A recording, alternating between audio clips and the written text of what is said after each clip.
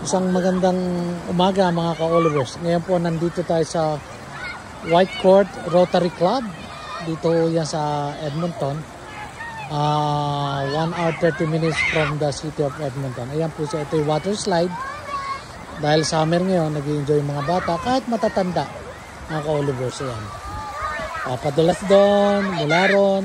Papunta ron mga ka-Olivers. Paikot yan. Ayan. Isang park to. Ayan.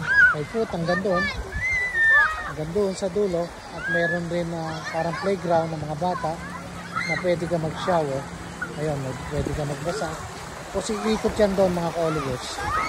Papunta roon sa dulo. Ayan. Yun ang pinakadulo. Tapos sa dulo niyan, parang meron maliit na lake. Man-made lake. Malaking park to. Parang kung titignan mo, parang golf course. Ayan ang tsura mo. Maraming mga nagpipiknik, mga Pilipino, halo-halo. Okay mga ka-Olivers, thank you for watching. Please share and like my video. Salamat po.